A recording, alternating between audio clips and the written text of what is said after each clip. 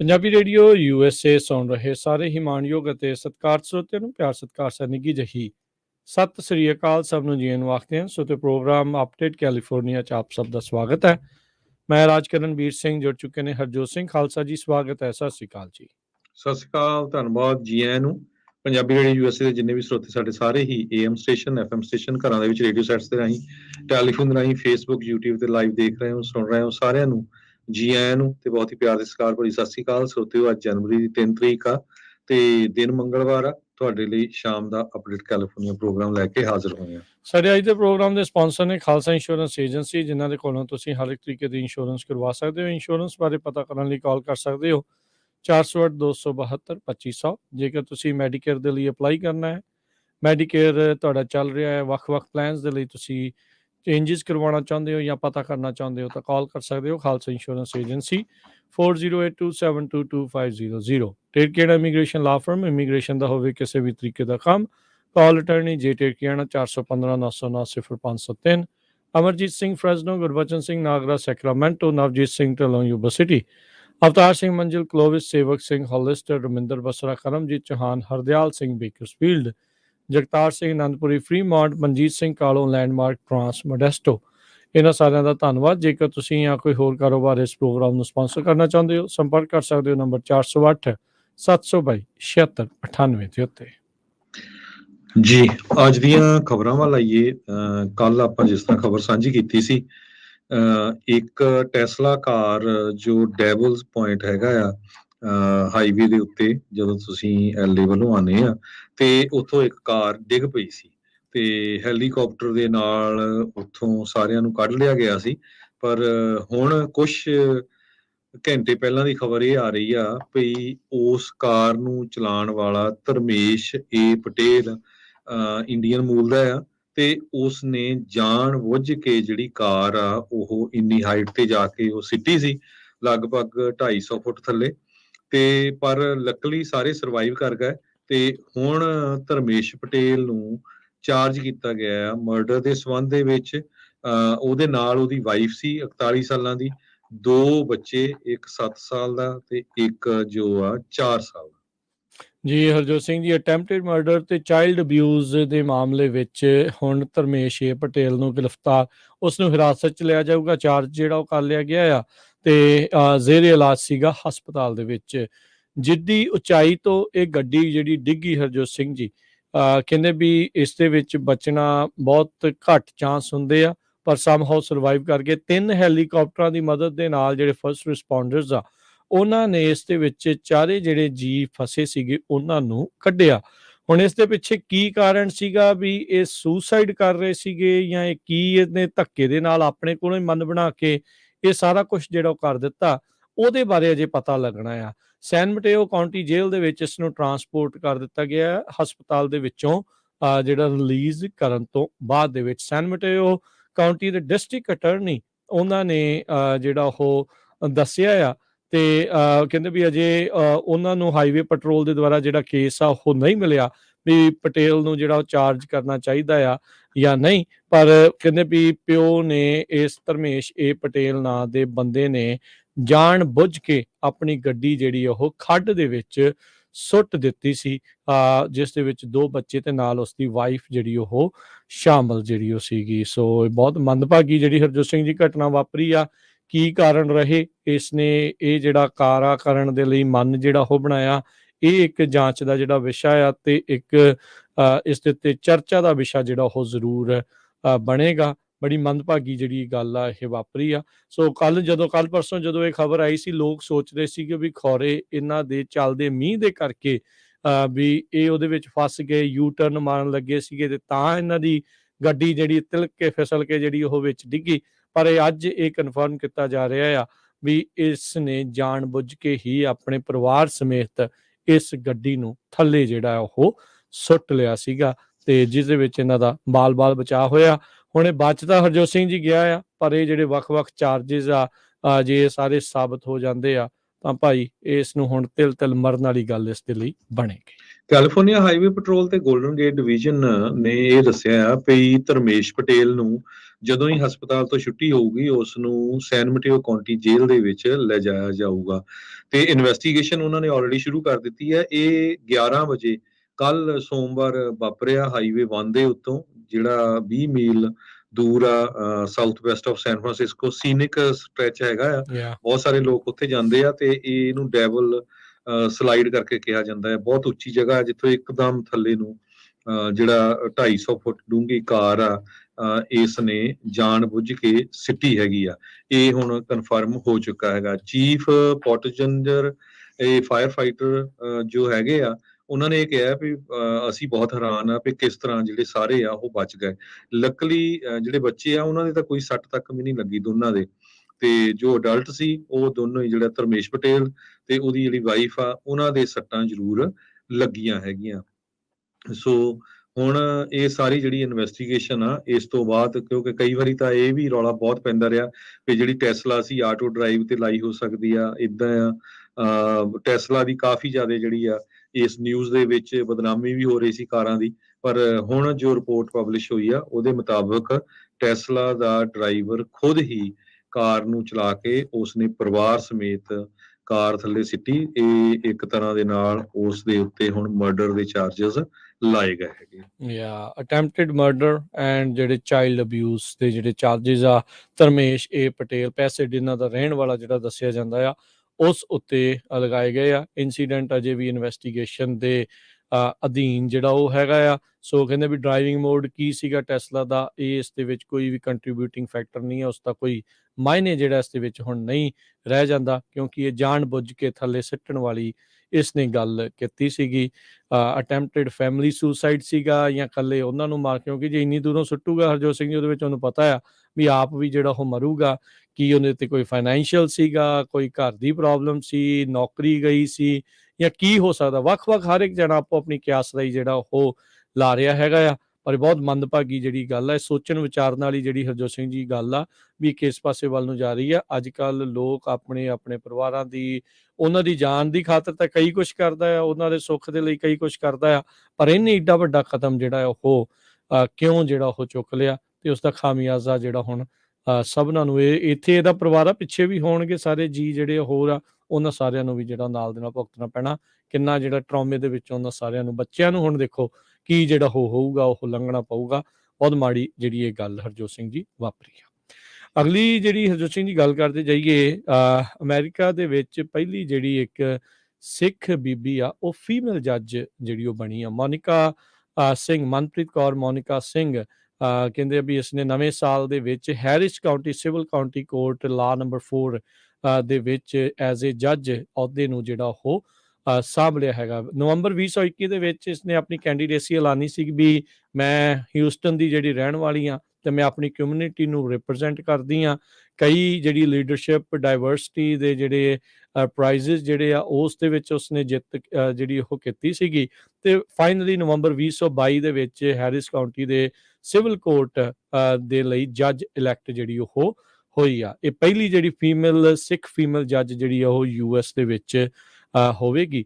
ਸੰਦੀਪ ਸਿੰਘ ਧਾਲੀਵਾਲ ਜਿਹੜੀ ਆਪਣੀ line off duty ਦੇ ਵਿੱਚ 2019 ਦੇ ਵਿੱਚ ਉਹਨਾਂ ਦੀ ਹੱਤਿਆ ਕਰ ਦਿੱਤੀ ਗਈ ਸੀਗੀ ਇੱਕ ਟ੍ਰੈਫਿਕ ਸਟਾਪ ਕੰਡਕਟ ਕਰਨ ਤੋਂ ਬਾਅਦ 'ਚ। ਉਸੇ ਹੀ ਕਾਉਂਟੀ ਦੇ ਵਿੱਚ ਹਰਜੋਤ ਸਿੰਘ ਜੀ ਜਿਹੜੀ ਜੱਜ ਆ ਉਹ ਮਨਪ੍ਰੀਤ ਕੌਰ ਮੋਨਿਕਾ ਸਿੰਘ ਜਿਹੜੀ ਉਹ ਬਣੀ ਆ। ਸੋ ਇਸ ਨੂੰ ਬਹੁਤ ਬਹੁਤ ਜਿਹੜੀ ਉਹ ਵਧਾਈ ਆ।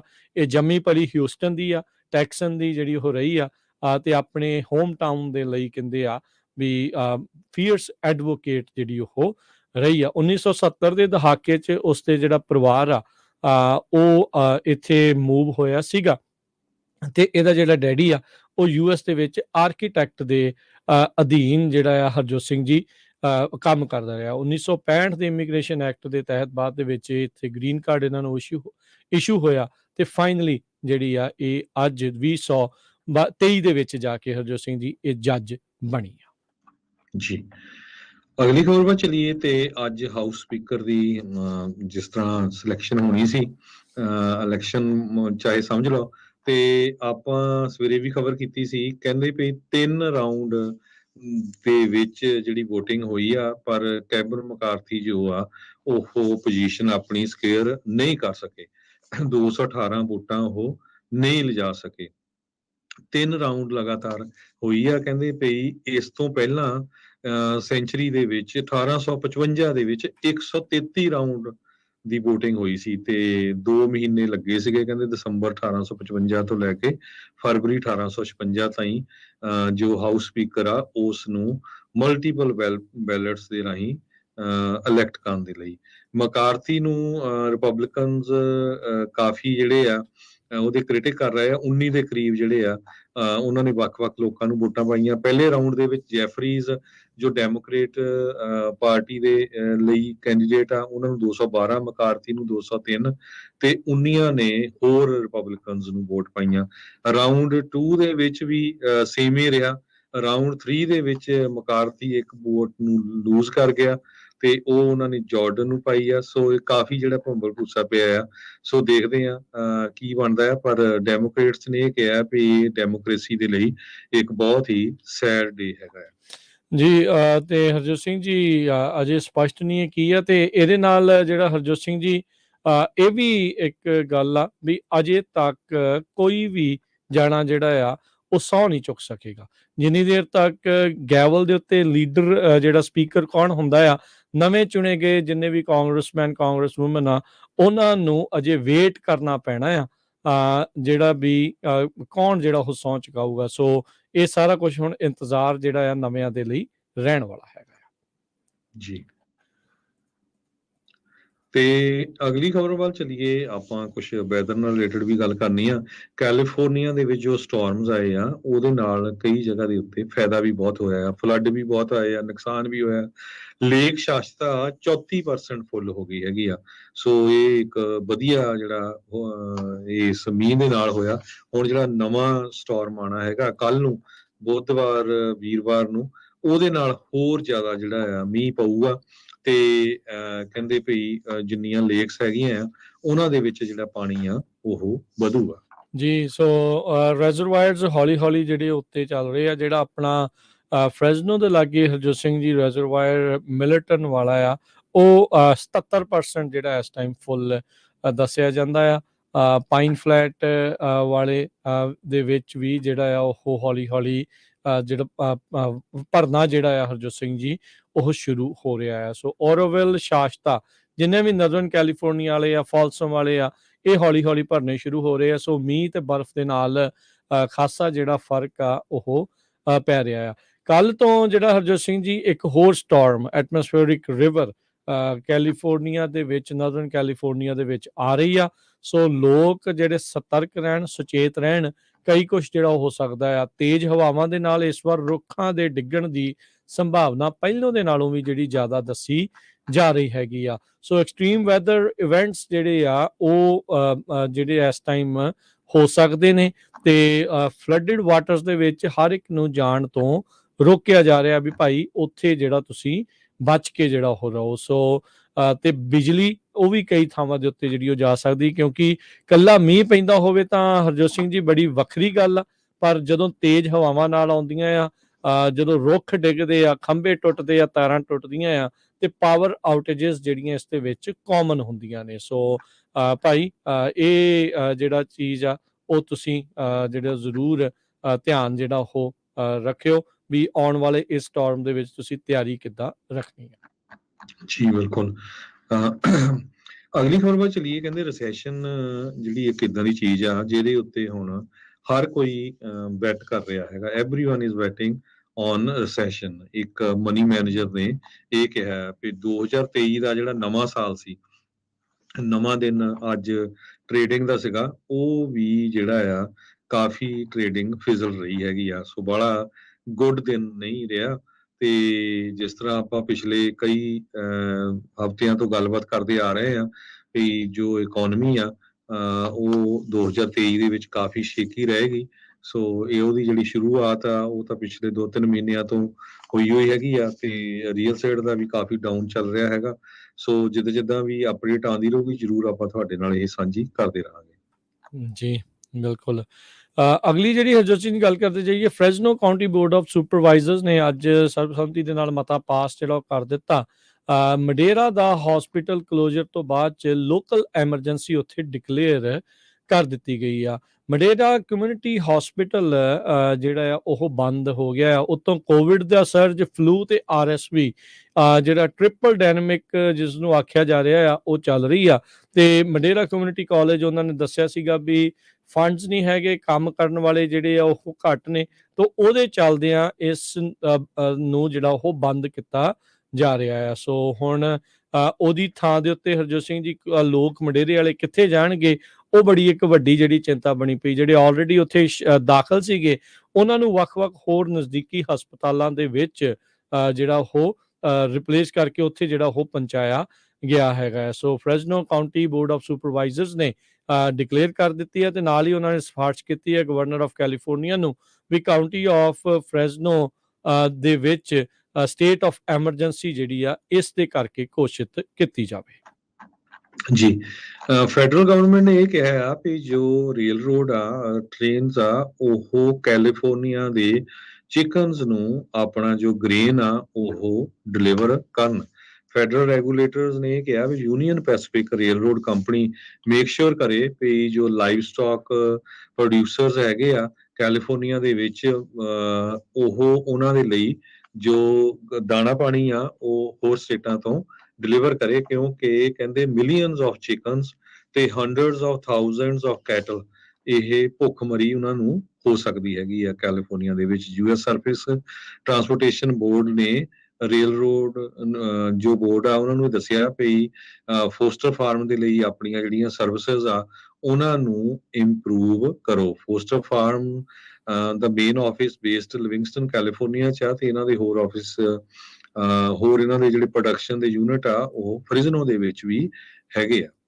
ਜੀ, ਅੱਜ ਜਿਹੜਾ ਹਰਜੋਤ ਸਿੰਘ ਜੀ ਪਹਿਲਾਂ ਜਿਹੜੀ ਸਨੋ ਰੀਡਿੰਗ ਲਈ ਗਈ ਹੈ ਡਿਪਾਰਟਮੈਂਟ ਆਫ ਵਾਟਰ ਰਿਸੋਰਸਿਸ ਦੇ ਸਰਵੇਅਰਸ ਦੇ ਦੁਆਰਾ ਕਿੱਦਾਂ ਦੀ ਸਨੋ ਕਵਰ ਹੈਗੀ ਆ ਉਸ ਦੇ ਬਾਰੇ ਦੱਸਿਆ ਗਿਆ ਹੈਗਾ ਆ। ਸੋ ਫਿਲਿਪ ਸਟੇਸ਼ਨ ਇੱਥੇ ਹਰ ਸਾਲ ਕਈ ਵਾਰੀ ਵੱਖ-ਵੱਖ ਸੀਜ਼ਨਸ ਦੇ ਵਿੱਚ ਚੈੱਕ ਕੀਤਾ ਜਾਂਦਾ ਆ ਵੀ ਕਿੰਨੀ ਕੁ ਸਨੋ ਹੈਗੀ ਆ। ਇਸ ਵਾਰ statewide snowpack water content 174% ਜਿਹੜੀ ਐਵਰੇਜ ਹੁੰਦੀ ਆ ਉਹਦਾ ਦੱਸਿਆ ਜਾ ਰਿਹਾ ਹੈ। ਪਰ ਕਹਿੰਦੇ ਵੀ 1 ਅਪ੍ਰੈਲ ਸਭ ਤੋਂ ਅਹਿਮ ਦਿਨ ਹੁੰਦਾ ਹੈ ਵੀ ਉਦੋਂ ਤੱਕ ਕਿੰਨੀ ਕੁ ਸਨੋ ਰਹਿੰਦੀ ਆ। ਸਰਵੇਅਰਸ ਨੇ ਨਾਲ ਇਹ ਵੀ ਜਿਹੜੀ ਜਿਹੜਾ ਦੱਸਿਆ ਵੀ ਕਹਿੰਦੇ ਵੀ ਇੰਨੇ ਆਸਵੰਦ ਹੋਣ ਦੀ ਲੋੜ ਨਹੀਂ ਆ, ਵੀ ਆਪਣਾ ਜਿਹੜਾ ਡਰਾਊਟ ਆ ਇਸ ਸਟਾਰਮਸ ਦੇ ਨਾਲ ਖਤਮ ਹੋ ਜਾਊਗਾ। ਕਹਿੰਦੇ ਵੀ ਇਹ ਜਿਹੜੀ ਪਰੇਡ ਆ ਰਹੀ ਹੈ ਐਸਟਰਨ ਸਟਾਰਮਸ ਦੀ, ਇਹ ਇਨਫ ਨਹੀਂ ਹੈਗਾ ਵੀ ਸੋਕਾ ਜਿਹੜਾ ਆ ਉਹ ਖਤਮ ਹੋ ਜਾਵੇਗਾ। ਵਾਟਰ ਸਾਇੰਟਿਸਟ ਉਹਨਾਂ ਨੇ 55 ਇੰਚ ਜਿਹੜੀ ਸਨੋ ਡੈਪਥ ਆ ਜਿਹੜੀ ਆ ਉਹ ਦੇਖੀ ਆ, ਜਿਹੜੀ ਕਿ ਇਕੁਇਵਲੈਂਟ ਹੁੰਦੀ 17.5 ਇੰਚ ਸਨੋ ਦੀ। ਸੋ ਹੁਣ ਇਹ ਇੰਨੀ ਇਹਦੇ ਵਿੱਚ ਗੁੱਡ ਨਿਊਜ਼ ਜਿਹੜੀ ਹਰਜੋਤ ਸਿੰਘ ਜੀ ਜ਼ਰੂਰ ਹੈਗੀ ਆ ਵੀ 2 ਹੋਰ ਸਟਾਰਮ ਆ ਰਹੇ ਆ। ਸੋ ਉਹਦੇ ਨਾਲ ਬਰਫ਼ ਤਾਂ ਜਿਹੜਾ ਉਹ ਜ਼ਰੂਰ ਹੋਰ ਪਵੇਗੀ, ਪਰ ਅਪ੍ਰੈਲ ਦੇ ਐਂਡ ਤੱਕ ਸ਼ੁਰੂਆਤ ਤੱਕ ਮਾਰਚ ਦੇ ਐਂਡ ਤੱਕ ਕਿੰਨੀ ਸਨੋ ਰਹਿ ਜਾਂਦੀ ਆ ਉਹ ਜਿਹੜਾ ਆંકੜਾ ਆ ਸਭ ਤੋਂ ਅਹਿਮ ਰਹਿਣ ਵਾਲਾ ਹੈ। ਸਟਾਕ ਮਾਰਕੀਟ ਦੀ ਗੱਲ ਕਰਦੇ ਜਾਈਏ, ਅੱਜ ਸਟਾਕ ਮਾਰਕੀਟ ਡਾਊਨ ਗਈ ਆ। ਖਾਸ ਕਰਕੇ ਟੈਸਲਾ ਤੇ ਐਪਲ ਦੋਨੋਂ ਇਹਨਾਂ ਦੇ ਜਿਹੜੇ ਸ਼ੇਅਰ ਆ ਉਹ ਸਲਿਪ ਕੀਤੇ ਹੈਗੇ ਆ। ਟੈਸਲਾ ਕਹਿੰਦੇ 12.24% ਡਾਊਨ ਗਿਆ ਹੈਗਾ, ਲੋਐਸਟ ਲੈਵਲ ਆ ਸਿੰਸ ਅਗਸਤ 2020। ਜੀ ਬਿਲਕੁਲ, ਕੱਲ ਕਿਉਂਕਿ ਨਿਊ ਡੇ ਜਿਹੜਾ ਨਵਾਂ ਸਾਲ ਦਾ ਜਿਹੜਾ ਆ ਹਰਜੋਤ ਸਿੰਘ ਜੀ ਉਹ ਆਬਜ਼ਰਵ ਕੀਤਾ ਗਿਆ ਸੀਗਾ। ਮਾਰਕੀਟ ਜਿਹੜੀ ਉਹ ਬੰਦ ਰਹੀ ਸੀਗੀ, ਪਰ ਇਹਦੇ ਵਿੱਚ ਜਿਹੜਾ ਅੱਜ ਮਾਰਕੀਟ ਖੁੱਲੀ ਪਹਿਲਾਂ ਤਾਂ ਕਾਫੀ ਡਾਊਨ ਚਲੇ ਗਈ ਸੀ, ਪਰ ਇਵੈਂਚੁਅਲੀ ਥੋੜਾ ਜਿਹਾ ਰਿਕਵਰ ਕੀਤੀ ਆ ਤੇ ਡਾਓ ਜੋਨਸ 11 ਪੁਆਇੰਟ ਘਟਦਾ ਹੋਇਆ 33,136 ਤੇ ਬੰਦ ਹੋਇਆ। S&P 15 ਪੁਆਇੰਟ ਘਟ ਕੇ 3824, ਨੈਸਡੈਕ 80 ਪੁਆਇੰਟ ਘਟ ਕੇ 10,387 ਤੇ ਬੰਦ ਹੋਇਆ। ਸੋਨੇ ਦਾ ਭਾਅ $1849 ਪ੍ਰਤੀ ਆਉਂਸ, ਕੱਚੇ ਤੇਲ ਦੀ ਕੀਮਤ $76 ਪ੍ਰਤੀ ਬੈਰਲ ਰਹੀ ਹੈ। 10 ਈਅਰ ਯੀਲਡ 3.74%। ਕ੍ਰਿਪਟੋ ਕਰੰਸੀ ਚ ਬਿਟਕੋਇਨ 16,694 US ਡਾਲਰ ਦੇ ਬਰਾਬਰ ਤੇ ਇਥੀਰੀਅਮ 1224 US ਡਾਲਰ ਦੇ ਬਰਾਬਰ ਚੱਲ ਰਿਹਾ ਹੈਗਾ। ਇੱਕ US ਡਾਲਰ ਦੇ ਬਰਾਬਰ ਇੰਡੀਆ ਦੇ ਰਹੇ ਆ 82 ਰੁਪਏ ਤੇ 81 ਪੈਸੇ ਤੇ 1 US ਡਾਲਰ ਦੇ ਬਰਾਬਰ ਕੈਨੇਡਾ ਦੇ ਰਹੇ ਆ $1 ਤੇ 36 ਸੈਂਟ। ਜੀ, ਇੱਥੇ ਪ੍ਰੋਗਰਾਮ ਦੀ ਸਮਾਪਤੀ ਹੈ। ਮੇਰੇ ਰਾਜਕਨਵੀਰ ਸਿੰਘ ਵੱਲੋਂ ਤੇ ਹਰਜੋਤ ਸਿੰਘ ਵੱਲੋਂ ਤੁਹਾਨੂੰ ਸਾਰਿਆਂ ਨੂੰ ਪਿਆਰ ਸਤਿਕਾਰ ਸੈਨਿਕ ਕੀ ਜਹੀ ਸਤਿ ਸਤਿ ਸ੍ਰੀ ਸ੍ਰੀ ਅਕਾਲ ਜਿੰਦੇ ਵਾਸਤੇ ਰਹੋ, ਹੱਸਦੇ ਖੇਲਦੇ ਰਹੋ, ਸੁਣਦੇ ਰਹੋ ਜੀ ਪੰਜਾਬੀ ਰੇਡੀਓ USA। US